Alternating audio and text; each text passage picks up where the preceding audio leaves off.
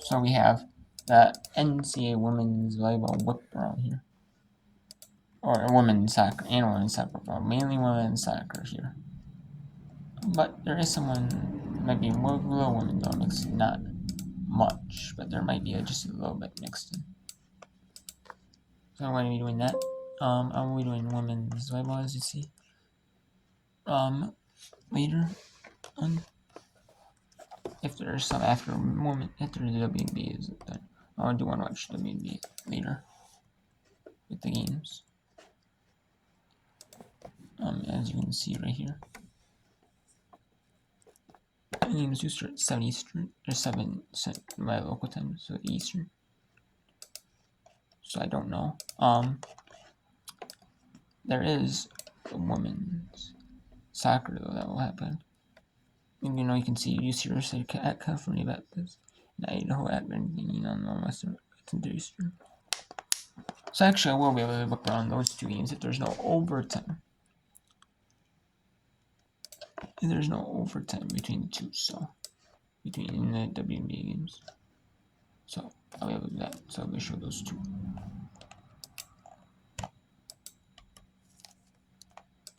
One of the areas that they're happy about their depth. But the next thing is, I think for FDU they have to maintain some sort of focus. If St. John's gets the ball, you have to think about sprinting back and marking up against somebody, because there were a couple times. Remember the couple runs Mariani made. Now let's go to. Actually, we'll go to Robert Morris at UMBC. UMBC with a 1-0 lead over Robert Morris in the 26th. 26.5 minutes to go. So, I'll show you this one right here.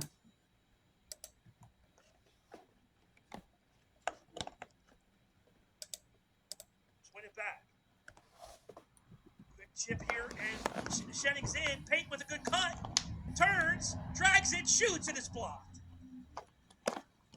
By the time she made her move, John Garlow got back and was able to help Cowles.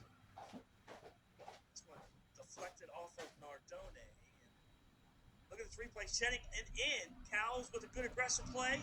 She held her up just long enough to where her D could get back to the goal line and kick that off the line on the good attempt by Shenning. So another really good chance for the Retrievers. Gorilla Keene takes it away, but Morris steals it right back, and they'll earn another throw it along the near touchline. Jaskelson. Swankler loses it. Proctor exchanging passes. Delaney goes back, and now the Retrievers clear up this near touchline all the way into the Robert Morris defensive end.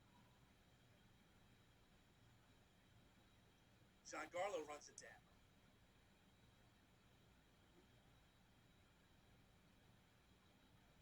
Gamble plays it far side.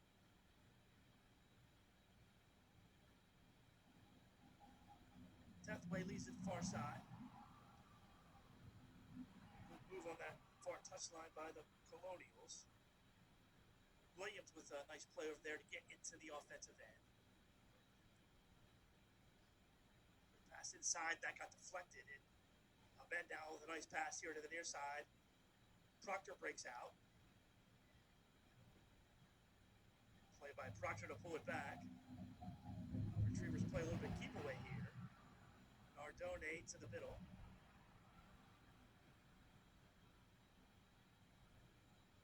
He's swinging far side for Ahmed.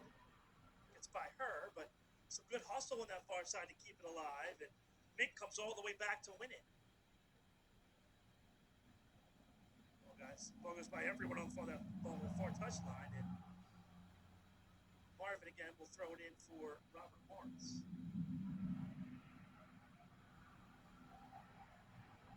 Gamble plays it back. It's on Carlo near side. Day pushed back.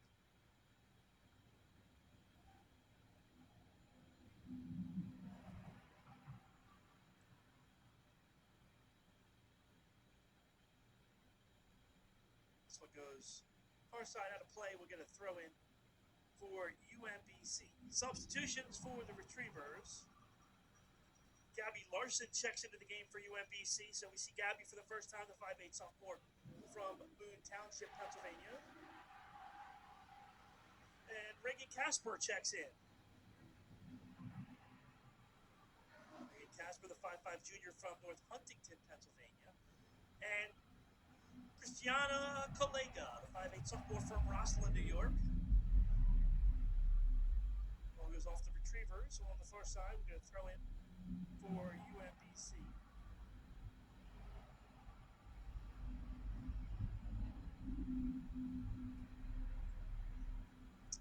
Cindy Santos checks in for Robert Morris, 5'4" freshman from Beaver, Pennsylvania.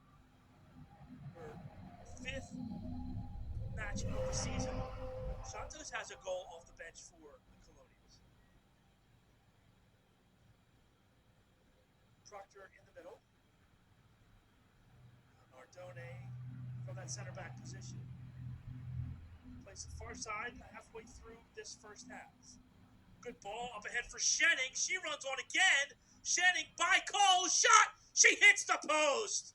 Oh, Shenning just blew by her defender, the keeper, and then at the very last second, pulled the trigger a split second too late and rang it off the post. Retrievers that close to being up 2-0 here. This one deflected over the far touchline. Here's the replay. Great ball up ahead. Perfect touch by Shenning, and then works it off the woodwork there.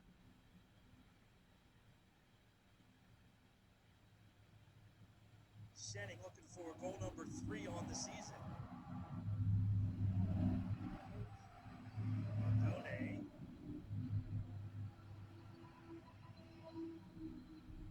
Near side, Larson plays it. Collega. Christiana.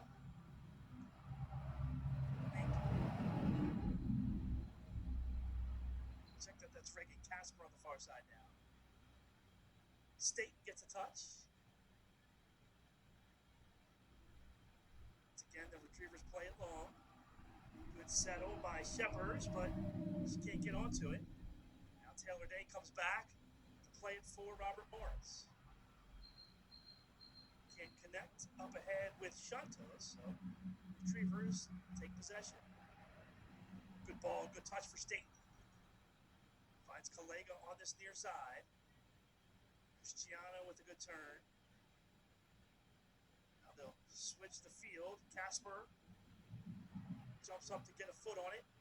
Tries for Mink down the wing. And it'll be a Retriever throw-in. Grace Dunbar checks in. 5'7" junior from Columbia, Maryland.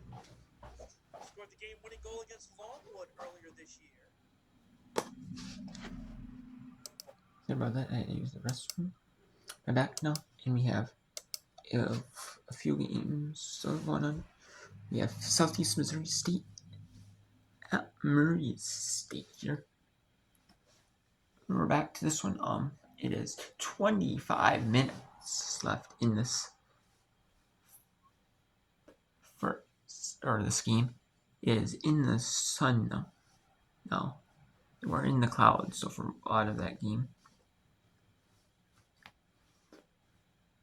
And there's still a little shade there because of the trees, but mainly it's pretty sunny in the building. Now that you can see right there underneath that, but so, and then later on, let's look at the scores here right now. Also, we have certain games we haven't mentioned. Until Guys, Winthrop and Mercer leads 1-0. Northern Iowa 1-0 over Iowa State. Until Guys between Chattanooga and Xavier. Xavier leads 1-0 over Chattanooga.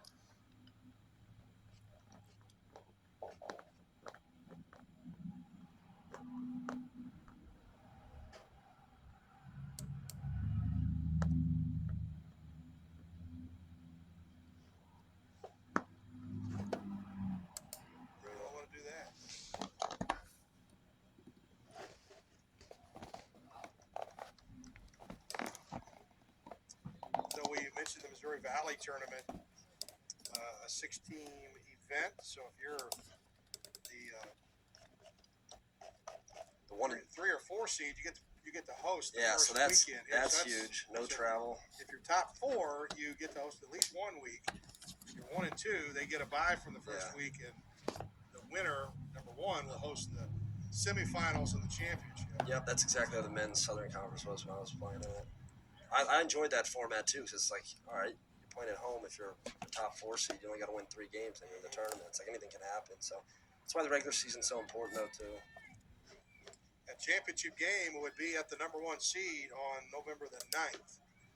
Would love for it to be here. Oh, that'd be for great. The Racers to host it.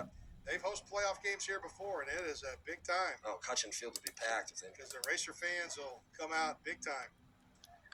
It's been a while since we've have not hosted a playoff game in Missouri Valley play yet. In 22, it was the fall of 22, the Racers' first season in the Valley.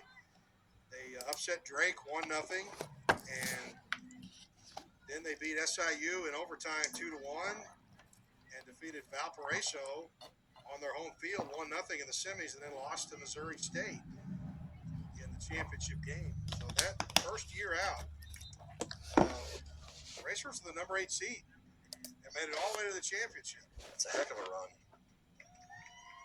And then in 23, defeated Evansville, but then lost to UIC at penalty kicks. And then last year did not qualify for the tournament. So they're really hungry, this group really hungry to get back to that tournament and do some damage. UIC is another school with some great facilities. My brother actually started his career there. So if we go catch a few games with some buddies, it's a fun time. Here's a chance. There's Eder crossing it over, intercepted by Southeast. They'll play it to the far side in front of their bench. So we get near the 22-minute Should mark be the here. water break coming up here. Probably be right here, yeah. Not sure if the ref sees it or not, but these players burned it. It's steaming. That sun comes out, you can tell the difference. So they're going to play on here. And the Racers up 4-0 here. Donahue and Robertson. There's the whistle for the water break. Donahue and Robinson with their first goals of the season. And then the Racers have tacked on a couple of more. Addison Howell and Sidney Eder have scored here. So we've reached a hydration break here with 22:06 to go in this one. Murray State leading Southeast Missouri 4-0. And you're watching the Valley on ESPN. So they're having a water break due to being so hot. And I don't blame them. Because it is over a certain if it's over a certain temperature in soccer, they have water breaks. And same with professional soccer, they have water breaks if the field is over so long, or it's over so many degrees Fahrenheit. And I don't blame them because you're going non-stop, no breaks. The players get subbed out, but you're out there hot. Your son. I don't blame them.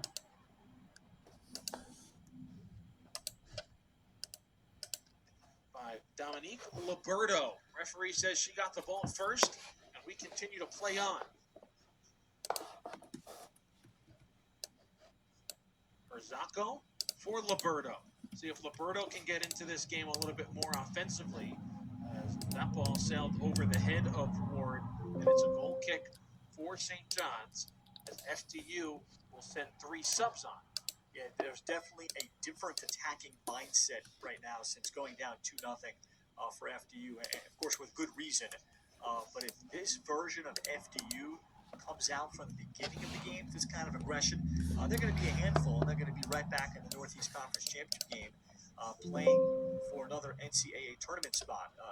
They have talent all over the field, and if they're healthy, there's nothing seriously wrong with Salas or Schlegel. This is a team that could basically go, maybe one loss, in a tie. League play is always not the easiest league you're in, but this is a team that should have a very successful Northeast Conference season. Well, Ralph, I'm going to go out on the limb and say there might not be anything wrong with Anna Salas because she's back on the field. Oh, that's great news. One of the subs that just came on for FDU. Also joined by Emily Villanueva.